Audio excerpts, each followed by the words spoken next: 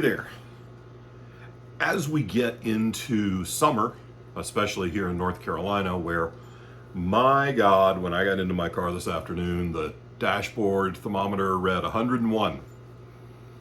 It's May, and the dash thermometer said 101. Now, it was full of crap, because that was after the car had been sitting in direct sun for a while, but man, it got pretty hot today. Around here, summer means two things. One, sweltering humidity that'll make you wish you had never left the icebox, and conventions. And we've got ConCarolinas coming up the weekend after Memorial Day, May 30th through June 2nd at the University Hilton in Charlotte, North Carolina. And yours truly will be on a pile of panels and programming all throughout the weekend. There's over 150 different panels and concerts and game show type presentations and publisher road shows and charity auctions and costume contests and more vendors than you can shake a stick at. And please don't shake sticks at the vendors, they're skittish. We've got 40 something authors, we've got author tables, everybody's out there selling books. But I wanted to take a minute to talk about some of the panels that I'm going to be on and how excited I am to be on these panels. The first one I'm on Friday is all about working with characters and intellectual property that maybe you didn't create but is in the public domain. That means that unlike, let's say, Captain America, which Marvel owns the rights to, I can use public domain characters. Hamlet. Well, Shakespeare's been dead a long time. Hamlet is in the public domain. I can write about Hamlet and use him as a character in my books. I can write about Dracula, for example, and I do in my Quincy Harker Demon Hunter novels. And I can use him in my books. And this panel is going to be me and a bunch of other writers, including David B. Coe, who's one of my good friends and a fantastic writer. And we're going to talk about, the legal challenges of using characters that someone else created and how to determine if something is in the public domain or not, because obviously not everything is. And we're going to talk about some ways in which you can make it fresh. One of the most recent things to move into public domain that a lot of people are excited about is Sherlock Holmes. You thought I was going to say Mickey Mouse, but that's really friggin' complicated because there's only certain depictions of Mickey Mouse that are public domain, and most of them are not. And I'm not an attorney and not well versed enough in that to really talk about it. You probably thought thought I was going to talk about Popeye or Winnie the Pooh, both of which went into public domain recently. And we probably will talk about those things on the panel. My focus is obviously going to be on talking about Dracula because I write Dracula as a character in one of my series. David may be talking about real people that he has used in some of his historical fiction. He used Samuel Adams in his Thief Taker series, which if you haven't checked out the Thief Taker books, for God's sake, go buy them. They're incredible. But that's going to be a lot of fun and really educational for a lot of people who want to use characters they didn't necessarily create, but have an affinity for. Then on Saturday, I'm going to be leading a roundtable conversation with our author guests of honor and award winners. And this year we've got fantastic guests of honor. Wesley Chu, who writes the War Arts Saga, which is an Asian-themed epic fantasy series, the third book of which just got a cover reveal, and the art for these books is phenomenal.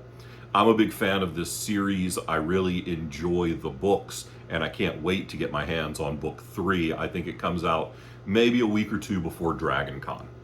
And our other guest of honor this year is Robert J. Sawyer, who has literally won every major award in science fiction and fantasy literature. He's won the Hugo, he's won the Nebula, he's won the Campbell Award. He's won the Aurora Award. Say that 3 times fast. I can't say it 1 time slow. He's won that award, which is for the best Canadian science fiction novel of a year. So many times they should just change the damn name of it. He's one of the most decorated science fiction writers of our time. He's a phenomenal human being. He's warm, he's funny, and he is a frighteningly intelligent man. I feel like I have to eat brain food for a couple of days before I dive in and read a Rob Sawyer book. So I'm very excited about getting to talk to Rob and Wes in front of an audience and ask them questions about their careers, about their lives, about their opinions on, I don't know, their favorite Spice Girl. Who knows? So that's going to be a lot of fun. Later on that afternoon, we're going to do the Falstaff Books Roadshow. This is an idea I blatantly stole from Bain Books. It's something they do at a lot of conventions. And it's where we talk about new releases and upcoming releases for the rest of this year. And we give stuff away. So if you want to get free books, come to the roadshow. We'll give away a pile of paperbacks. A lot of times we have as many paperbacks as we have people in the room, so everybody gets a book. You get a book, you get a book. I'm like a pale fat Oprah. So, pale fat broke Oprah, because I'm in publishing. So if you want to know what's come out recently and what's coming soon from Falstaff, come to the roadshow. Then I'll be also, I think it's later on Saturday, I'll be on a panel called Cryptids and Critters. I don't know. I guess they decided that the guy who writes Bubba the Monster Hunter knows something about monsters or something. And it's going to be a panel of other writers who write monster fiction, talking about their favorite cryptid, their favorite paranormal critter to write about, to tell stories about. It's going to be a lot of fun. Bob Magoo is on that panel with me, and if you haven't read Bob's books about his Howard Marsh, the meth magician, yes, I did say exactly what you think I said. You really need to go check those out, because Bob writes rednecks like only a redneck can. And trust me, once you meet that possum-loving boy, you'll know what I'm talking about. Then Sunday, I'm wrapping up the con with something that's going to be a whole lot of fun. It's a spin on some of my favorite YouTubers and something I've been doing at Dragon Con for the past couple of years. I've been into Magic the Gathering for a lot of years. Most things I'm into, I've been into for a lot of years, because I am an old. And I watch a lot of Magic YouTube content. I really love game nights. I like Elder Dragon hijinks. My favorite thing lately has been Commander at Home with Brian Kibler and Olivia Gobert Hicks. That's a lot of syllables across just 2 people, and y'all really need to calm down a bit with that. I think they're hilarious. I love watching their show. I love watching their banter. I love Olivia asking Brian, why are you like this, in almost every episode. So, and for the past few years at Dragon Con, I have been the DM for a live play D&D session where we auction off a seat in the D&D game for the people to get to play with a bunch of writers. Usually it involves R.R. Verdi and Matt Dinneman of Dungeon Crawler Carl fame, and a whole lot more people know who Matt Dinneman is than did when we first started doing these games. So I'm really looking forward to doing that again this year. And what we do there is we auction off a seat in the game as part of Dragon Con's charity auction. So at ConCarolinas this year, we are doing kind of the same thing, except with Magic.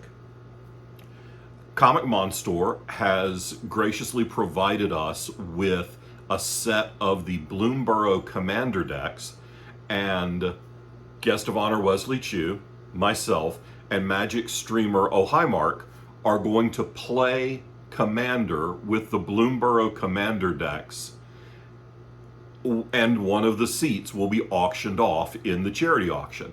So you can bid on the auctions, can bid on the game, and you can get to play with a New York Times bestseller, a renowned Magic streamer, and, well, me, because I get a seat because it was my idea.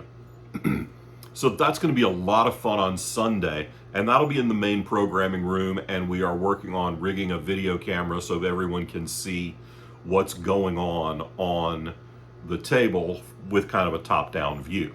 It's not going to be a Game Nights Live level production, y'all, because we only have so much time to set up, and we don't have that kind of budget. Just like at Dragon Con, we don't have a Matt Mercer level DM, because I am not a Matt Mercer. I'm more like 1 2/3 of a Matt Mercer, if my estimation of his size is any I lost the word. Sorry. I wrote earlier today, so I used the words already.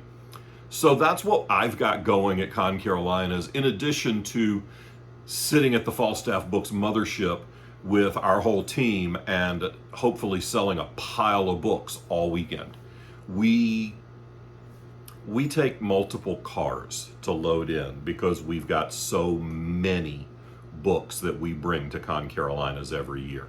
It's one of our biggest shows of the year. We're always really excited about it. Teresa, our associate publisher, will be there. She's on a pile of panels. Lucy, our Falstaff Crush editor, is going to be there on a pile of panels. Rachel Brune, our Falstaff Dread editor, is going to be there on a pile of panels. My sister will be there, so if you've ever wanted to come meet my younger sister, not really, come to the mothership and just start asking people, "Are you Bonnie?" Until somebody says, "Yeah." That's my sister. So I hope you'll all join us at ConCarolinas. It's a lot of fun. It's at the University Hilton in Charlotte, North Carolina, May 30th through June 2nd, and I hope to see you there. Peace.